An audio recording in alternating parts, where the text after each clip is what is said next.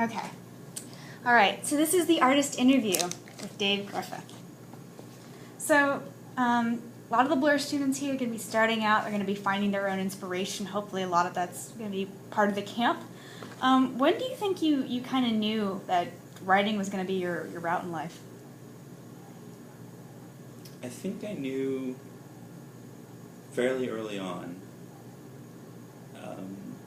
I was probably in 4th grade, I want to say, 3rd grade or 4th grade, and a friend of mine, we decided to write this kind of Hardy Boys like horror story.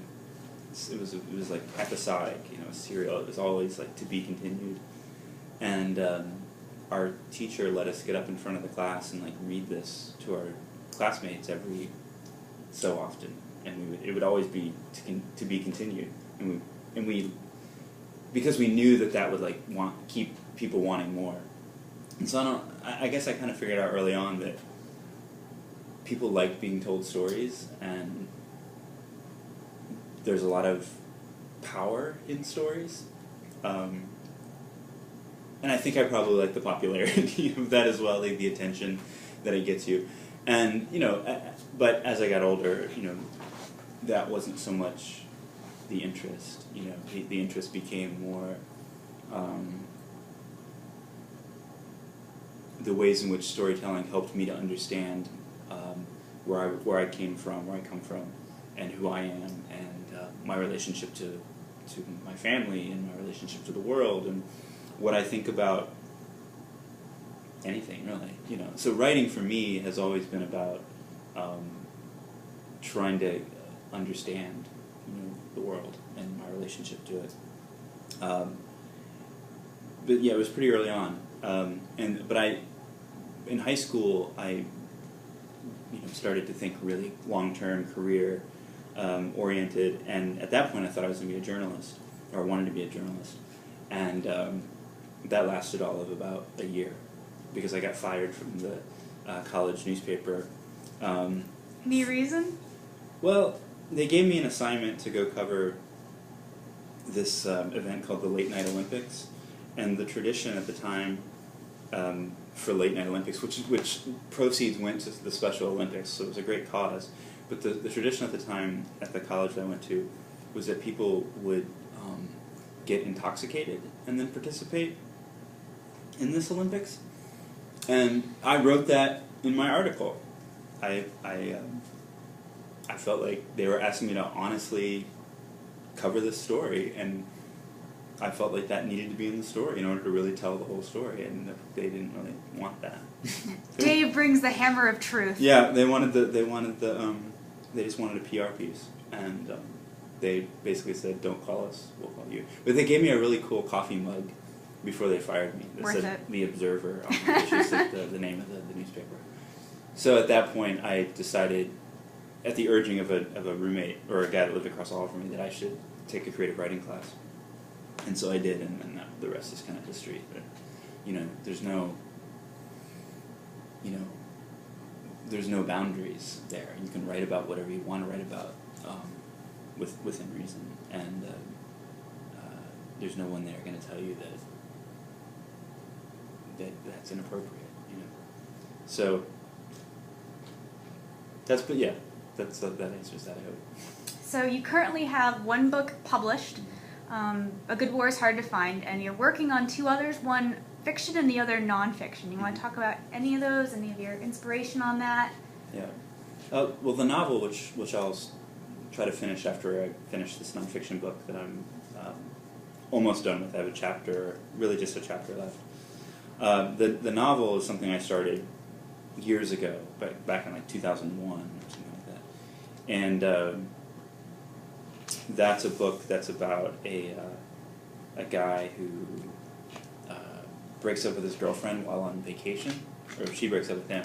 They're on vacation, and he ends up having to like fly back home like by himself. And while he's in the airport, he discovers that there's these auditions at the airport convention center. There's these auditions for a reality show. And it's a reality show that is going to take place on a cruise ship, and he really feels that he doesn't have anything to lose. He's feeling kind of like a loser and needs to have a new direction in his life, and he says, why not? I'm gonna. So he just gets in this line for people that are auditioning for this reality show and tells this whole sob story about how he's just, his girlfriend has just broken up with him and he's on vacation and he has nothing to go back to, and so they choose him, and he immediately, without going back home, decides to go on this cruise ship. So there's some leaps of some suspension of disbelief that you have to go with there. That he immediately goes on this boat. So there's a fantastical element to it as well, and they don't tell them what is going to happen once they get on the boat. They don't tell them what the conceit is for this reality show, how it's going to be different than other reality shows. And they get on the boat and they realize that this boat is headed for the Middle East, and their job is to become amateur ambassadors, and the competition is to who can dissuade these warring Middle Eastern countries from continuing these wars with one another. So it's kind of absurd. It's an absurdist, kind of novel, but it's called This Summer's War. And anyway, so that's the novel which I'm really excited to go back to. And then the book of nonfiction, which I'm finishing up and I've been working on for about 5 years, is called Pyramid Scheme: Making Art Being Broke in America, and it's about connections between poverty and creativity, which I could go on for hours about that, but I'll just leave it. So, question, I guess, on This Summer's War. You said you started it sort of in 2001. I'm sure there's a lot of inspiration and reason for that. What do you think? What piece of art, no matter what medium, has had the most impact on that writing? What one piece of art? If there was any one that you could choose. On the novel? Wow.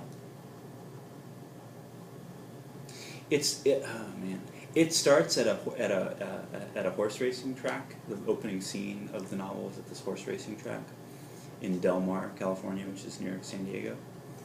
And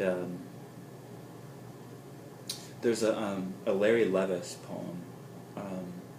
Larry Levis is a poet who's from the Central Valley of California, but he found himself teaching at VCU in Richmond for many years. Anyway, he has a poem. In fact, Brandon Somm turned me on to this poet.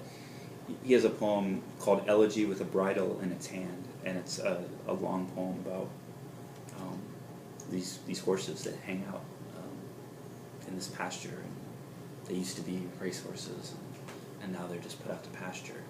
And it really, has nothing to do plot-wise with what my novel's about, but the atmosphere of that poem, which is, as the title suggests, elegiac, and the loss of something, and the reality of aging, and is really thick in that poem. And so I was really just sat down one day. In fact, while I was at the governor's school, the summer program that I used to teach at, I just sat down one afternoon when I wasn't teaching, and I started banging out, just the opening sentences, and I was just trying to capture that feeling of a young person who's already feeling really world weary, and that the world is, passing him by, and he becomes aware of that, and he becomes aware that things need to change for him. And so all these things that maybe occur to one later in life or at middle age, he's thinking about in his mid-20s. So he's having sort of a midlife crisis 20 years too early. That Larry Levis poem, Elegy with a Bridle in Its Hand, was really huge, for me, and yeah. Inspiring. Mm-hmm. That's really cool. So I guess one last question. Where do you see your art, your writing taking you in 5 years? Where do you see yourself? Well, I've set a personal goal to have both of these books done by the time I'm 40. So the one done, meaning one will be published, so Pyramid Scheme will be published, and the novel will be done. So I set a goal for myself that my first book would be out before I was 30, and I met that goal. So I'm hoping that I can get these other 2 books done before I'm 40. And I'm not really, there's no like real deep personal significance for that other than like I need to work more quickly. I tend to really take my time with projects, and probably a little more time than I need to, and it's just something I have to like get over. You know, there's no reason for me to sit on some of these chapters as long as I've sat on them. But I don't know that I do anything different, because I've been able to, this book Pyramid Scheme has evolved in a way and matured in a way that I'm really happy with. That it wouldn't have been possible if I had just banged it out in 2 years and been done with it. But so much life has happened in the background. So, you know, during the time I've been writing this book, our second child was born. My mother passed away. You know, there was this economic downturn, and all of these things end up becoming part of the backdrop for this book, you know, in important ways. So it's a big book for me. You know, there's a lot of my life in it, and a lot of my energy in it, and I think when you read it, it comes off that way. You know, whereas a good war is hard to find was something I wrote in like 18 months, and I'm still proud of that book. But there's parts of it that I read, I'm like, yeah, you wrote that in 18 months. Okay, so I know I lied. This is the real last question. Okay, for real last question. Do you think you'll be doing any readings for us during the program from your work, current or past? I'm guessing that if Kate Plows has anything to say about it, that I will be doing a reading during the program. I like reading for people. I think it's part of being a storyteller. You know, I think it's important to hear your stories out in the air, and that's a part of the writing process for me. I need to read my stories out loud in order to hear the way that they travel, and if they travel at all. So you can tell if it's working or not, or I feel like I can tell if it's working or not by reading it out loud to an audience. And I also just like getting feedback from people.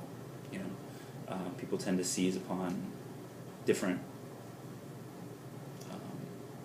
things, and they'll hear things that you don't, and that's really valuable to me. So yeah, I'd be glad to read during the program. We'll see. All right. Thank you so much. I was really excited to hear. That was Dave Griffith, director of the Sweetbriar Blur program for young artists, as an artist himself.